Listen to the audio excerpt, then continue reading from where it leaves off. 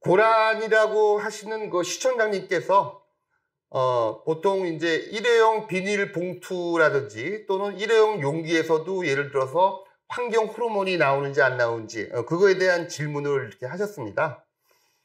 플라스틱 같은 경우에서는 이제 원료도 그렇고 그 다음에 이제 첨가제도 그렇고 어떻게 보면은 이제 요런 물질들이 만일 인간이 예를 들어서 섭취를 할 경우에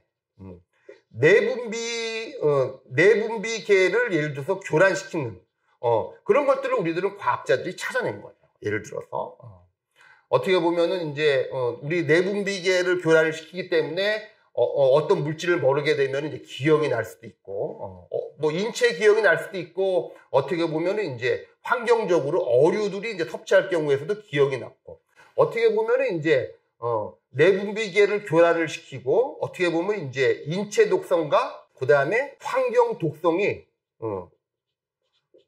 요거에 대한 예를 들어서 물증이 완전히 이제 확보되어 있는 그런 상황의 일단 재료들이 이제 우리들이 밝혀진 거죠.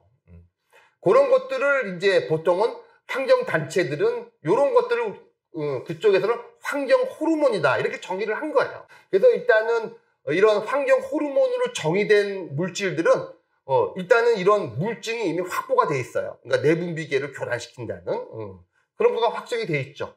그런 물질 중에 여러분들 대표적인 거가 BPA하고 프탈레이트입니다. BPA는 여러분 그 비스피놀 A를 의미하는 거고요. 그 다음에 프탈레이트는 그동안에 저가 많이 설명했던 그 PVC용 가소제를 의미하는 겁니다.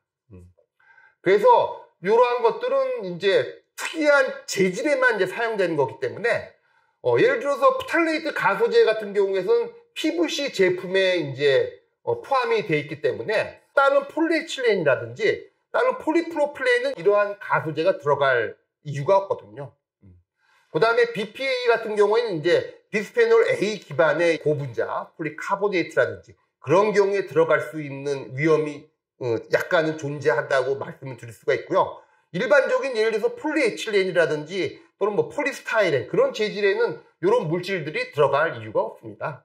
그래서 이제 보통 이제 환경 호르몬이라는 거는 사용하고 있는 플라스틱의 재질에 따라 갖고 예를 들어서 적용되는 거지 모든 이제 플라스틱 제품에 이런 환경 호르몬이 들어가 있다 이렇게 알고 있는 거는 어떻게 보면 이제 오판입니다. 그 다음에 그 시청자분들 중에 이제 남궁 XS 시청자님께서 일단 현업에 근무하시는 것 같은데 일단은 그 리플에 보니까 이제 펫플라스틱 이제 다양한 예를 들어서 P, PP, PET 각종 비닐을 갖고 뭔가 예를 들어서 재활용 쪽으로 이런 쪽으로 예를 들어서 하시는 분일 것 같습니다. 그래서 이제 재활용에 관련된 어떤 조언을 예를 들어서 이제 바란다고 이제 피력을 하셨는데요. 저의 그냥 견해를 말씀드려 볼게요.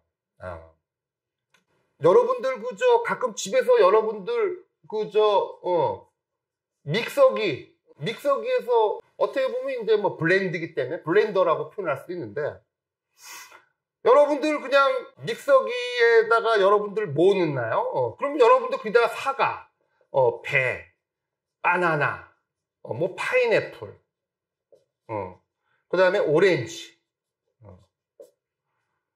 여러분들 혹시 이 사과, 배, 바나나, 파인애플, 오렌지 기타 과일만 넣고 여러분들 여기서 일단은 어떻게 보면 이제 차핑을 해야 되는 건데 차핑해갖고 예를 들어서 혼합을 하게 되면은 그 혼합물의 상태가 여러분들 균일한가요? 또는 예를 들어서 불균일한가요? 그런 문제가 이슈가 될 겁니다. 물론 여기다 당연히 이제 필요한 거가 물이 되는 거고요. 물이 필요하죠. 보통 혼합물도 여러분들 호모지니어스가 있고요. 그 다음에 이제 헤테로지니어스 한 두 가지로 나눠지는 겁니다. 그래서 혼합물 같은 경우도 호모지니어스하다.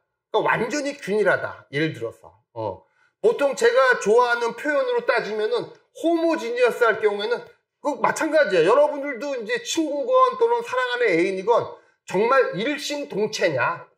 예를 들어서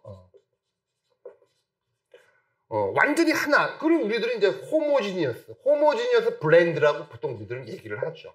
완전히 균일하다. 근데 여러분, 어떻게 보면 여러분들 다 믹서기에서 이렇게 다양한 예를 들어서 과일들을 믹싱했겠지만 정말 균일하게 잘 섞입니까? 그럴 경우, 그런 예를 들어서 어떤 조합도 있을 수가 있지만 대부분의 경우는 불균일해요. 어떻게 보면 이제 헤테로지니어스한 거죠. 예를 들어. 어떤 몸 따로 마음 따로 어떤 그런 형태가 만들어지는 거예요. 섞는 거, 예를 들어서 섞는 것 자체는 아주 어려운 과정이라는 거를 예를 들어서 우리들은 알아야 돼요. 섞는 건 아주 어렵습니다. 시청자 여러분, 합금이라는 거 이거 쉬운 거 아닙니다. 여러분들, 금속 A와 금속 B도 잘 섞이는 거가 아니에요, 여러분들. 보통 섞이는 금속들은 따로 존재해요. 여러분들이 알고 있는 금하고 은은 안 섞입니다. 섞을 수가 없어요. 섞이더라도 그냥 여기와 같이 헤테로지니어스, 불균일하게 섞여 있는 거예요. 즉 그게 바로 우리 플라스틱에서도 역시 마찬가지로 존재하는 겁니다. 플라스틱을 재활용하고 싶으면은 다양한 플라스틱들을 예를 들어서 모아서 한꺼번에 의해서 블렌딩을 해서 뭔가 제품을 만들면 되는데 그게 만만치 않은 거예요. 그래서 지금 남궁 시청자님께서는 폴리에틸렌하고 폴리프로필렌, PET, 그다음에 다양한 각종 비닐을 섞어갖고 폐플라스틱 여러 가지 종류를 섞어서 이제 재활용 쪽으로 어떤 프로젝트를 수행하고 계시는 것 같아요. 어떻게 보면 PEPP, PET는 예를 들어서 어떻게 보면은 균일하게는 섞이지 않고 아마 불균일하게 섞일 것이다. 그래서 잘 섞이지는 않는다. 예를 들어서 어려운 과정이라는 것을 인지하지만 누군가는 반드시 해야 돼요. 어떻게 보면 다양한 폐플라스틱을 예를 들어서 재활용하려고 그러면은 일단 가장 필요한 거가 섞는 기술이 가장 필요한 겁니다. 그래서 이 재활용이라는 거는 상당히 어려운 일이고 하지만은 누군가는 반드시 환경 문제를 생각을 해서 누군가는 해야 되는 일인데 일단 남궁 선생님이 일단은 어려운 일이시지만 이런 폐플라스틱의 예를 들어서 재활용을 지금 추진하시는 걸 보니까 저는 아주 박수를 쳐드리고 싶습니다. 그 다음에 마지막 Q&A로 합격 가자 시청자님께서 이제 올려주신 이제 질문에 제가 한번 답을 해보겠습니다. 일단은 이 합격 가자님께서는 일단 학부생으로 제가 추정되고요. 일단은 고분자 소재 관련돼서 지금 인턴 생활을 하면서 일단은 추후에는 예를 들어서 석유공정 엔지니어로 이제 이런 거에 경력에 도움이 되는지 그런 거를 이제 질문을 예를 들어서 해 주셨네요. 그래서 요거는 어떻게 보면 제 거의 처음에 동영상에도 이제 어느 정도 언급한 내용인데요. 아직은 예를 들어서 학교에 다니고 계시기 때문에 이제 아직까지 이제 진로에 대해서 여러 가지 선택을 이제 보시는 것 같아요. 그 중에서 제가 먼저 이분한테 제가 말씀을 드리고 싶은 건요. 예를 들어서 김장 엔지니어로 이제 성공하고 싶으신가? 아니면은 예를 들어서 김치찌개 엔지니어로 성장하고 싶으신가? 그걸 알아야 되는 거예요. 여기서 이제 김장애한테도 어떻게 보면 이제 김치가 되는 거겠죠. 그래서 이제 어떻게 보면 김치를 잘 만드는 엔지니어로 성장하고 싶으신지 아니면은 이제 김치찌개를 잘 끓이는 예를 들어서 엔지니어로 성장하고 싶으신지 그거를 결정하셔야 돼요. 저도 제 학부생이라든지 대학원생들한테 제가 조언할 때도 같은 표현을 해요. 지금 뭐냐면은 그러니까 예를 들어서 제가 항상 대놓고 물어봅니다. 너 나한테서 김장하는 법 배우고 싶니? 아니면은 김치찌개 끓이는 방법을 배우고 싶니? 예를 들어서 그렇게 되는 거죠. 근데 여러분들도 아실 겁니다. 김치찌개 끓이려고 그러면 그냥 김치를 얻어갖고 와갖고 삼겹살 고기 같은 거라든지 목살 고기 넣고 그것만 계속 잘 끓이면 되겠죠.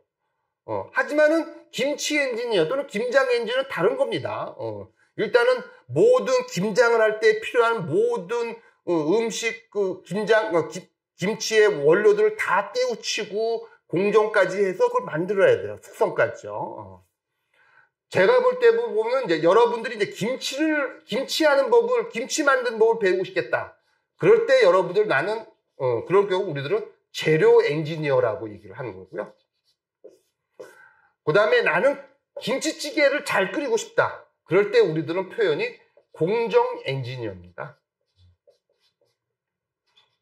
그래서 요거는 여러분들 사실은 길이 조금은 달라요. 물론 다 같이 갈 수도 있지만 사실은 좀 달라요. 어떻게 보면 이제 엔지니어도 어떻게 보면 이제 화공 관련된 이쪽에서 나온 이제 그런 학생들이 나중에 졸업 후에 이제 취업해 갖고 이제 엔지니어로 성장할 텐데 보통은 이제 재료 엔지니어로 성장할 수도 있고 어떤 경우는 공정 엔지니어로 성공할 수도 있는 거예요.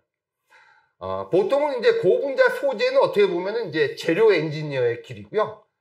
그 다음에 이제 요 합격과제자님께서 석유 공정 엔지니어라는 거 어떻게 보면 이제 요런 공정 엔지니어 간다는 건데 좀 길이 다릅니다. 예를 들어서. 그래서 어떻게 보면 그 대신에 이거는 항상 보면은 상호 보완 관계죠. 예를 들어서. 김장하는 사람이 김치찌개를 몰라갖고는 안 되죠. 또 역시 김치찌개를 하는 엔지니어가 여기서 김치를 모르면 안 되듯이 서로 재료 엔지니어와 공정 엔지니어는 좀 이렇게 다른 트랙으로 가는 투 트랙이지만 서로 좀 알아야 되겠죠. 상호 보완이 되는 거죠. 그래서 합격 과제자님이 지금 고분자 소재 관련돼서 인턴 생활을 하신다 그러시면은 반드시 석유 공정 엔지니어로 예를 들어서 성장할 때도 많은 도움이 될 것입니다.